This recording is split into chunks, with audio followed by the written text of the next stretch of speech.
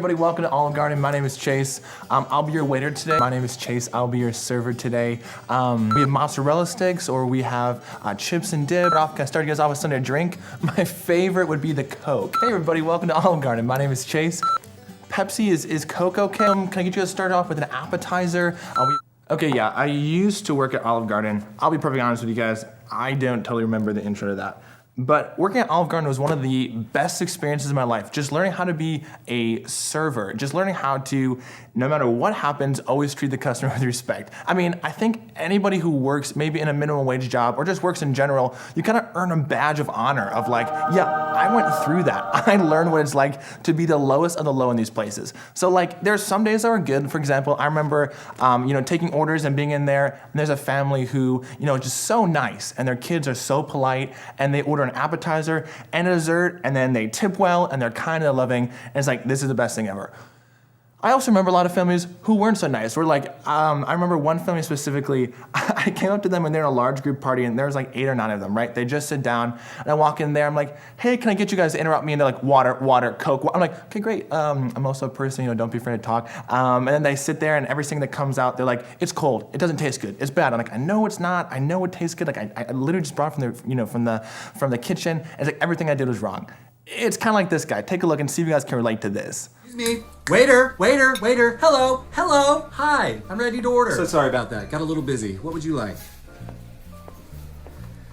So, what's good here? What's the stuff? What are we known for? I think everything here is really good. Would you actually like another minute? No. I'm ready.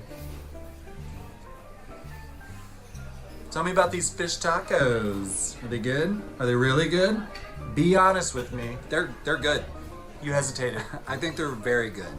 Not buying it. I'll just take the French dip. Unless you have something you recommend. What do you like? My favorite thing on the menu is The shrimp and grits. I can't eat that. I'm allergic to shrimp. It would kill me. Are you trying to kill me?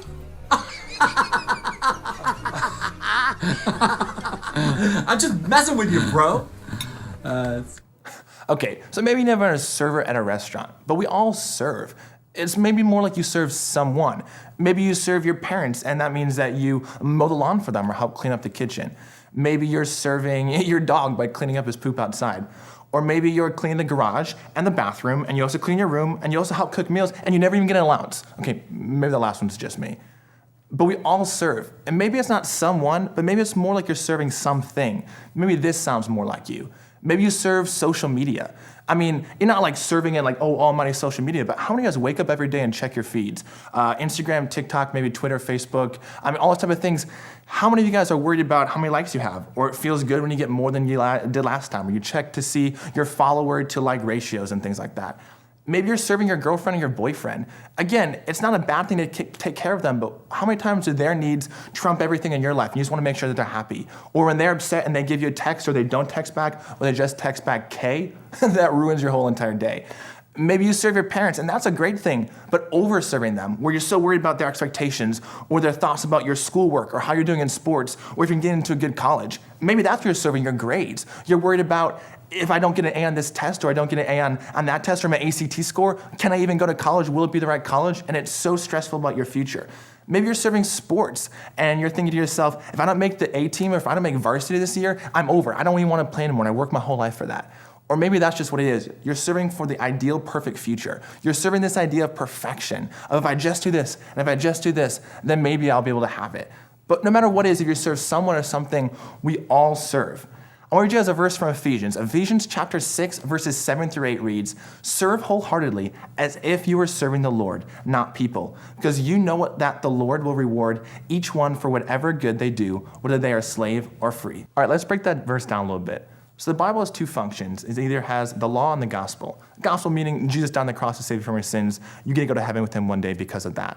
The law, one of the functions of the law is it's a mirror. So the mirror helps to show you who you truly are inside, or show you your sin. So in this verse, it's telling us that we all serve something, and that we should serve the Lord. So using that verse as a law, as a mirror, you can look at yourself and say, am I doing that? Am I serving the Lord, and how? We're going to take a step further and say, how do you identify that? So think about this with me. Have you guys ever seen those things that are like the advertisements versus reality photos, right? So you look at it, and it's like a picture of an Arby's burger like this, And it's like, this is what it should look like, and then this is like, in reality, when you actually eat it, this is what you're holding in your hands. Or maybe this Burger King, or this burger from Burger King, same thing. Like, it looks so good, so juicy, but in reality, like, it just kind of falls flat. Or even Chick-fil-A, the Lord's chicken, even Chick-fil-A, like, what they're trying to promise you and what they're giving you on the table isn't the right thing. And my personal favorite, since I moved to California, In-N-Out, like, you gotta be kidding me. Even the In-N-Out burger, from what they give me on those commercials, isn't what I'm actually eating in real life. How many of us are like that in our daily lives? The idealized version I have of myself in my head, the way that I want to present myself to other people, I'm not going to right away and say, here's all my flaws, here's all my shortcomings. No. I'm going to say, this is me, like, this is the best version of me. How can I present the best version? Wear the best clothes, get the best haircut, act the best way, right? Present the best way on social media. How are you in your own life? Are you truly serving other people the way that the Lord asks you to serve? Are you truly serving the Lord so you serve to other people those good fruits? Let me break that down a little bit more. If I would serve to people just me without Jesus, what they'd receive isn't something they want to take in, isn't something they want to eat. What that would look like is selfishness, a heavy dose of sarcasm, a good amount of anger, also a good amount of bitterness. Without Jesus, I am not something that people want to take in. But because we are more than that, because Jesus called us to a relationship more than that, because Jesus died on the cross and saved us from our sins and invites us into something here on earth, we can be more than that. With Jesus, I can serve people things like kindness. I can serve people love and empathy. I can serve them patience. I was having a conversation with a friend the other day, and we were talking about the idea of that relationship with God. And he was saying, yes, I get that, that's great, but that's reserved for me on the other side of heaven, getting to be in a relationship with God. And I was like, no. The reason Jesus died on the cross is to have the relationship with us today, right now. So one thing my friends and I have been doing recently is asking each other, do you think we all would have been friends back in high school, right? So like talking about what we did or where we spent our time or how we treated people or how we joked around, and to see if any of us would have even been friends. It's not only what are you serving, but what are you receiving? If you're receiving a lot of bitterness, hatred, backstabbing, gossip, different type of things like that that aren't wholesome and aren't kind, it's probably because you're serving it back to them. People don't just naturally want to give to you what you're not giving to them. So if you don't believe me, if you don't know what that looks like, check your text messages, check your DMs, look at your Instagram feed, look at your page, look at the comments on your pictures or the comments you're leaving on other people's pictures. Or more realistically, think back to the conversations you have in private. So when I finally started to think about the way that we treat other people, I reflected back and thought to myself, that doesn't make sense. It's not like I wasn't a Christian. I've always been a Christian. But it's the idea of taking that next step and saying, am I allowing God to change my life?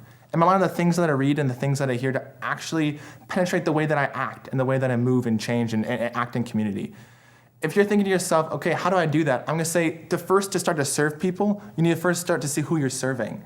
And if you're serving Jesus, what does that look like? It means that you're actually taking time to spend time in His Word. Learn what your Father's voice looks like. How you're supposed to know how to act in different situations if you don't know how God would ask you to do that. I would say, listen to worship music. Worship at church. Go to youth group. Go to church. Have conversation with friends about things about faith. Take it seriously and make it real. Make it your own. Because when you start to learn what serving Jesus looks like, it becomes way easier to serve other people. When you learn about who the Father is, it's way easier to be that in your community, in your world. Do those things to spend time with God, and then go and serve Jesus. Be that light to your friends and watch how your own perspective shifts. When you let God penetrate your mind and change who you are on the inside out, it changes everything. I want to tell you, go, serve Jesus, surrender to God, and then serve Jesus to others. Watch how it'll change your life. I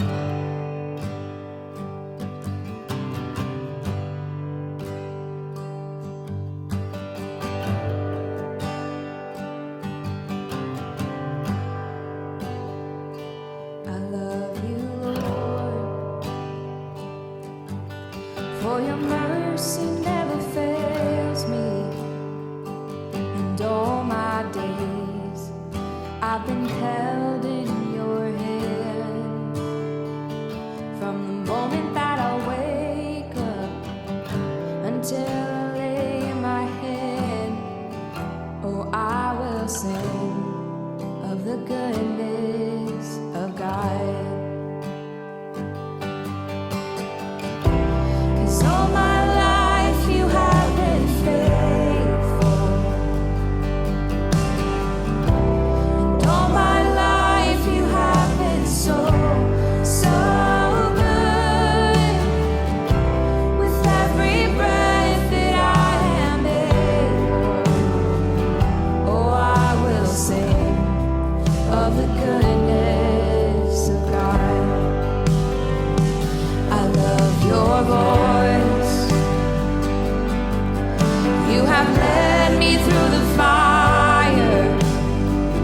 in darkest nights.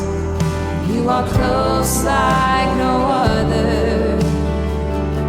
I've known you as a father, I've known you as a friend, and I have lived in the goodness of God.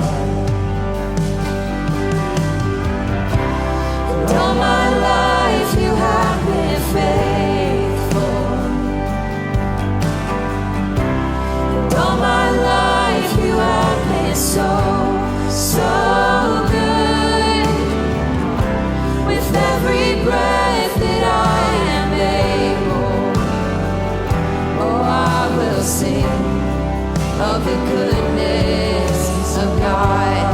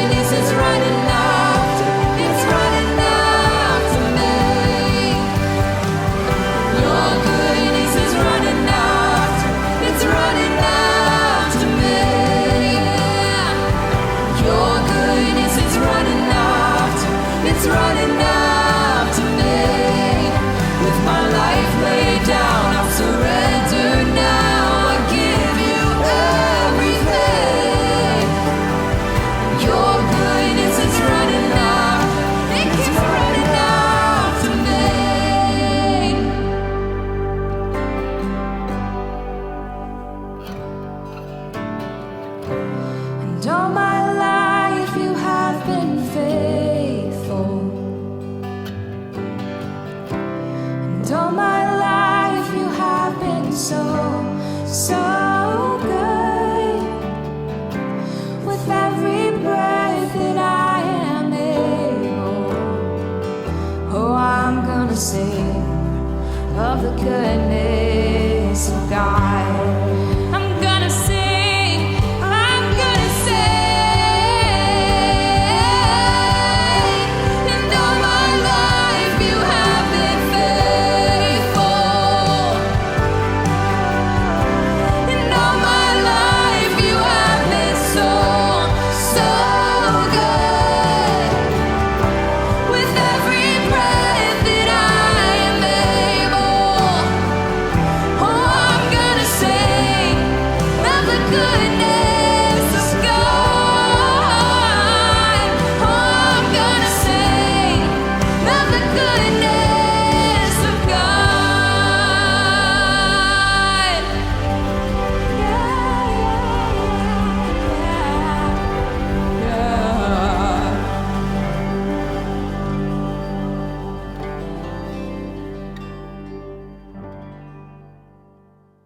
Hey guys, thanks so much for joining us this week.